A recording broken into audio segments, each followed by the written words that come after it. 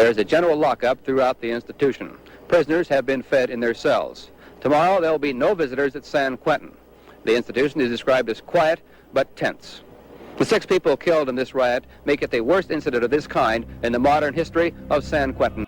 The most violent incident in San Quentin history left a grisly scene in the prison's adjustment center. The dead included 2 white inmates in the hallway, 3 guards in a bloody pile in one of the cells and in the prison yard. George Jackson, founder of the Black Guerrilla Family. In a 33-minute slaughter, George Jackson and the San Quentin 6 would set the stage for one of the longest and most expensive trials in California history, and one of the most tense periods in Bay Area history. George Jackson's brief rise, fame, and demise came amidst a crucial time in racial relations, anti-war sentiments, and a war on communism. In the end, the communist visionary would never get the armed revolution he dreamed of. But what's the story behind the man they called the next Malcolm X? Young George's attitude and persona was shaped in Chicago's unforgiving ghettos. Despite having a 2-parent household, he grew up a wayward kid and a petty thief. Multiple arrests later, his dad moved the family to LA to get him away from all the crime. The Jacksons moved into the Watts neighborhood, but they quickly found out Watts wasn't much of an upgrade, and George picked up where he left off. In 1961, George was accused of stealing $70 from a gas station. Even though there was evidence of his innocence, his lawyer advised him to plead guilty due to his previous record, in exchange for a lighter sentence. At just 19, Jackson got 1 year to life, an indefinite sentence. Early on, he was a prison hustler, thug, and a bully. And over a few years, he got written up 47 times, killing his hopes of parole. All the write-ups landed him in solitary, where he spent a total of 7 years. After recommendation by a fellow inmate, he spent those 7 years studying the works of Marx, Lenin, Fanon, and Mao, some of the most influential communist thinkers. They completely transformed George's mind, and he slowly evolved from a thug to a theoretician. For Jackson, all the communist literature made him think of his own kind's struggle with institutionalized racism in the U.S., especially in an era of the Black Panther Party and the assassinations of MLK, Malcolm X, and Fred Hampton. In 1966, he started the Black Guerrilla Family with W.L. Nolan, a close friend in Black Panther. The BGF was the first politicized black prison gang that was set on consolidating black power in prison and one day overthrowing the U.S. government. The means of doing so? An armed revolution. The Black Guerrilla Family idealized and romanticized the idea of this. While he wasn't in solitary, Jackson ran intellectual study groups in the prison. He had massive influence over black inmates now, and eventually the authorities caught wind of this.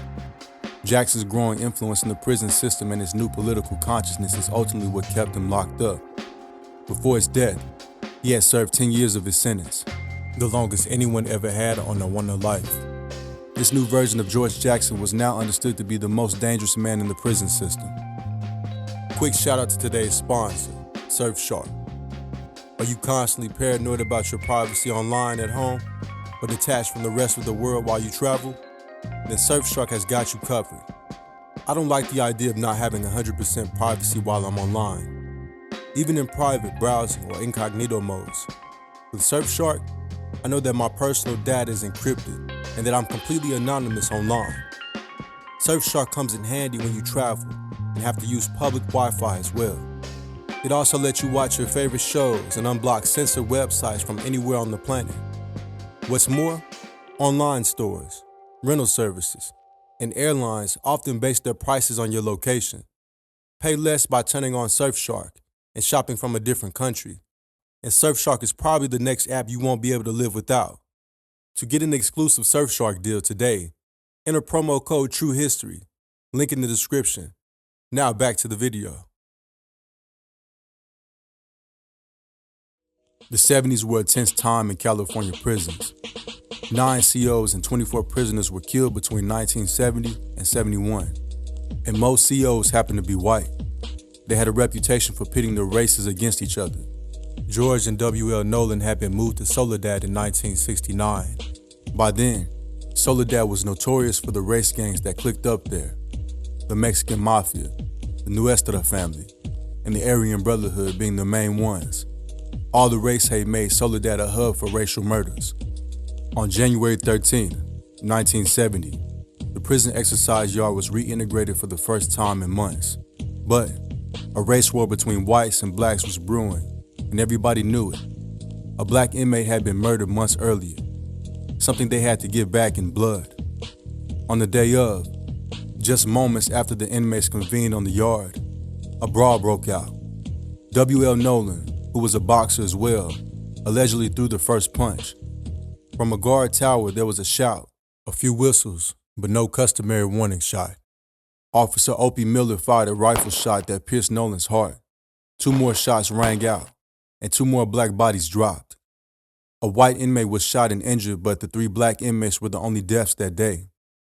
The black prisoners were outraged, even more so when the murders were ruled justifiable homicide. 3 days later, an officer was beaten bloody, dragged up 3 flights of stairs, and thrown from the prison top tier. The inmates could hear his keys jangling through the air as he fell to his death.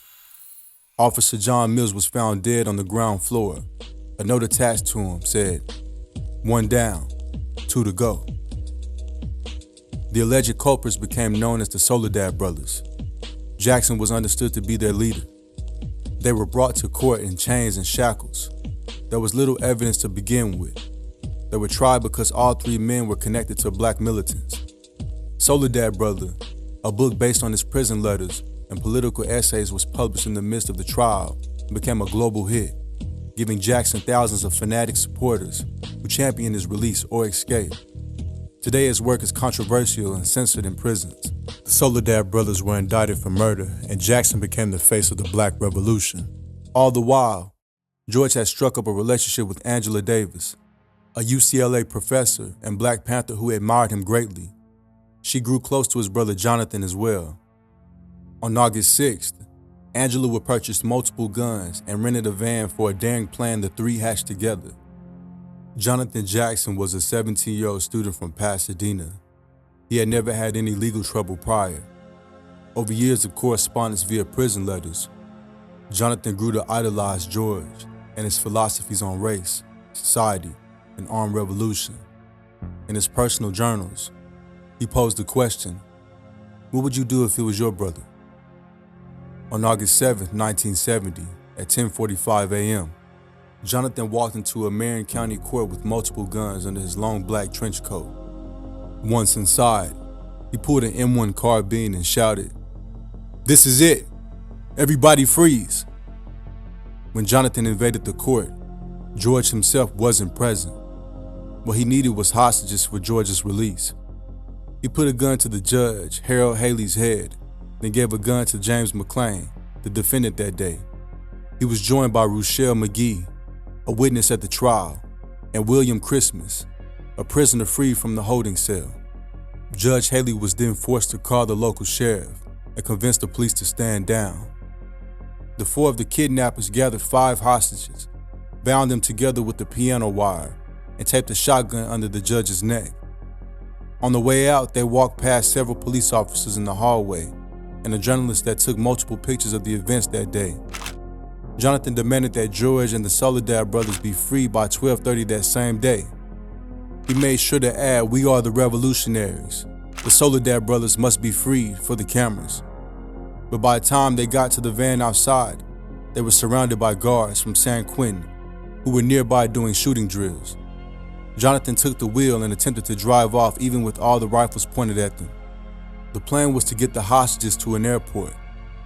Although the Marion County Sheriff ordered to let the van go, the sergeant from San Quentin didn't receive the order. To make it worse, James McClain sat in the front seat, allegedly fired a shot at the officers, kicking off a frantic next few minutes. When the shots from the van stopped altogether, the officers approached, finding Jonathan and McClain dead in the front seat and a bloody scene in the back of the van.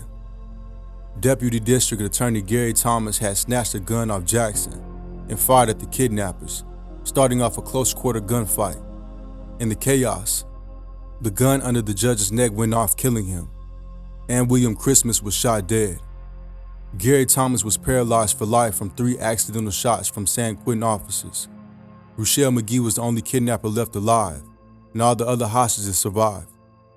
In the aftermath, Angela Davis, who had bought some of the weapons, was subject to a nationwide manhunt. She was arrested in New York 2 months later and tried but later acquitted. George claimed pride in his brother's revolutionary action that day.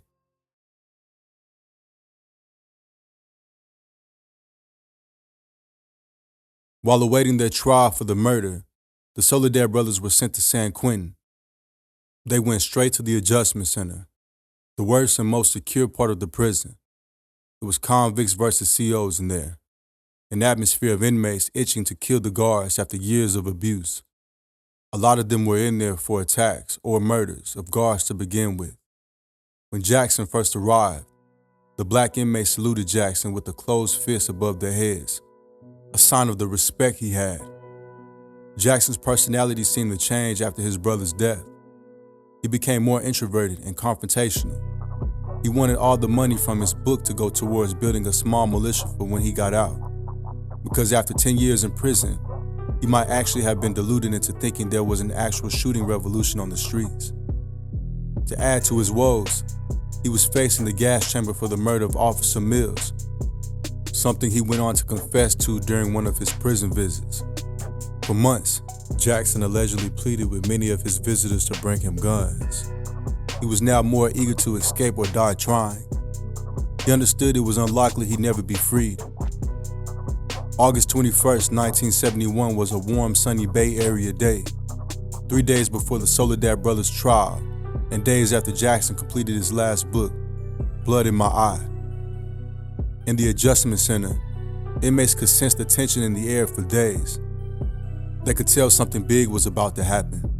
Accounts of the events of this day varied, but one fact people could agree on was that there was a gun introduced into the Adjustment Center on August 21st. Stephen Bingham was a Yale graduate and Jackson's radicalized 29-year-old lawyer. Despite his visit being declined that very day, it was approved hours later. Miss Vanita Anderson accompanied Stephen Bingham. Neither had met the other before. She listed 1048 Peralta Street as her home address on the visitors list, the Black Panther Party headquarters. She wasn't allowed to be there, but the cards listing authorized visitors were in a different building that day, so no one checked her credentials. They found this after she had already been searched and made it to the visiting center, so she had to stay back. But before they split, she handed her briefcase to Mr. Bingham. The briefcase failed an electronic search, so the guard opened it and found a tape recorder, something lawyers often use in their meetings with their clients. He opened the back and saw batteries in it, so he let him through with the briefcase. A pivotal moment that day because it's believed that inside the tape recorder was a 9mm pistol and ammo. George Jackson was thoroughly searched, then followed a guard to the prison visiting center to meet his lawyer. Jackson was not handcuffed on his way to the visiting center that day. He had been on good behavior, and this was one of the hundreds of visits Jackson got as a prison celebrity. There was a window allowing guards to watch the visit, but no guards watched Bingham or Jackson that day. Jackson had over 250 visits with lawyers, family, and reporters over the 2.5 years that he was there, so this was very routine. There was also a slip between guests and prisoners allowing them to exchange objects.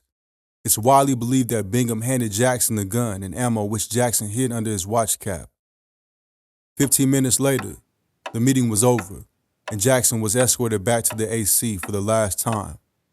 In roughly 40 minutes, he and 5 others would be no more. After the visit ended at 2:25 p.m., Officer Frank DeLeon escorted Jackson across the courtyard to the Adjustment Center. Upon entry or exit, every inmate had to strip naked and submit to a search. For the search, Jackson now stood between Officers McCrae and Rubiaco. Officer Rubiaco noticed something shiny in Jackson's hair. Officer McCrae saw the same thing and asked Jackson to take it out. As soon as Officer Rubiaco reached towards it, a bullet clip fell to the ground. With the guard stunned and confused, Jackson jumped to the side and whipped off the wig, from which he took out a pistol and clip of ammo. He then yelled, "This is it," and ordered all of the officers to lie face down on the floor. All 3 guards present were unarmed. Jackson now ordered Officer Rubiaco to get up and activate a switch that opened all 34 cells on the first floor. After Jackson had successfully released the convicts, he reportedly shouted, "The dragon has come," a famous quote from Ho Chi Minh, one of his idols. Accounts by prison authorities vary at this point in the story. After the cells were opened, 17 prisoners were free, and the escape sparked a huge riot on the first floor. The guards were hogtied with electrical cords with their heads covered and were crammed into Jackson's cell. In the past, Jackson had called himself a blade in the throat of fascism, possible foreshadowing for the violence about to take place. With the razor attached to a toothbrush, Officers McCrae and Rubiaco had their throats slashed from ear to ear. Next, Jackson has been quoted saying, "It's time we found out if this piece really works," before shooting Officer De Leon in the back of the head. The 3 officers' bodies were thrown on top of each other. Minutes later, 2 white inmates were killed on Jackson's orders, their throats slashed, Frank Lynn and Ronald Kane. One of them was tossed on the floor of Jackson's cell, and the other was left in the corridor in front of the cells, allegedly because they refused to partake in the riot. Officers Krasness and Breckenridge were captured next after escorting an inmate back from the visiting center. Officer Krasness was strangled and slashed in the throat, and Officer Breckenridge had his throat slashed as well. They went on the pile with the other officers. Unknowingly, Sergeant Gere Graham walked in through the adjustment center front door to pick up the already deceased Officer De Leon for another assignment. He was captured, after which Officer Adams looked in through the door he just let Sergeant Graham through. He saw George Jackson staring right back at him. A bullet from Jackson grazed his arm. Sergeant Graham was forced into a cell and shot dead moments later. The alarm was sounded at 2:40 p.m. after Jackson fired at Officer Adams. The other guards were now alerted and grabbed machine guns. Calls for help went out, and heavily armed California Highway patrolmen and Marion County Sheriff's deputies raced to the prison, blocking all access roads to it. In the cacophony of the fighting, sirens and screaming, George Jackson was walking back and forth in a stupor, possibly mulling over the next step of the plan. With the gun still in hand, Jackson has been quoted saying, "It's me they want." Jackson and Johnny Spain huddled near the door with homemade bombs in hand. In what can only be described as a last-ditch Hail Mary attempt, they ran across the yard towards a wall. A volley of shots came from their right from the balcony gunwalk. After the shots, Johnny Spain dived into the bushes in front of the prison chapel, where he hid until the riot was over. After a spirited 30-foot run, Jackson was shot in the ankle and stumbled to the ground. As he got back up, a second shot entered his lower back and exited the top of his head. That was the end of him. The bomb in his hand turned out to be just water and hydrochloric acid. The riot was meant as a distraction the whole time. Warden Nelson said that it took 25 minutes to get through to help regain control of the adjustment center. A machine gun burst of 4 or 5 shots was fired into the adjustment center, after which a convict shouted, "We've got hostages." A guard answered, "That won't do you any good," and fired another machine gun burst. Sensing the futility of the riot, the inmates gave up. After, the prisoners came out one by one, and the guards went into the building to find the officers' bodies piled up in Jackson's cell, with Officers Breckenridge, Rubiaco, and McCrae still alive in the heap of bodies. The floor of the cell was covered in blood, described as a layer literally 1 inch thick. Rumors are after the riot had ended, the inmates were repeatedly beaten by guards and officers for days after. On the Bay Area streets, there was outrage after George Jackson's death. A radio station was bombed, and a police officer was killed in a San Francisco police station in retaliation. The trial of the San Quentin Six, the main perpetrators, cost more than $2 million and lasted 16 months. The trial was dogged with claims of racism and conspiracy theories that the government planned Jackson's escape so that they could assassinate him. The Black Panther Party paid the attorney fees for 5 of the 6 defendants, though Hugo Pinnell chose to represent himself. Of the 6 defendants, Spain was found guilty in shooting deaths of guards De Leon and Graham. Pinnell was convicted of cutting the throats of guards Charles Breckenridge and Urbano Rubiaco, both whom survived.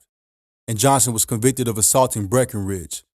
There were no convictions for the killings of officers Krasness, Lynn, or Kane. Drumgo, Talamontes, and Tate were found not guilty of all charges. Stephen Bingham fled the country for 13 years. He returned in 1984 to stand trial and was acquitted of all charges in 1986. Years later, after 43 years in solitary confinement, Hugo Pennell was stabbed to death at a maximum security facility outside of Folsom, only 2 weeks after leaving solitary. Jackson's funeral was a revolutionary send-off, held by the Black Panthers and attended by 2,000 people. George Jackson's half-hour revolution and ill-fated escape attempt left a stain on the Black prison reform movement. It's remembered as more a slaughter than any kind of political statement. Without him, the Black Guerrilla Family lost track of its political mission. It's now a criminal gang. But just 2 weeks after, his death did inspire a much bloodier uprising all the way in Attica, New York, the worst in U.S. history.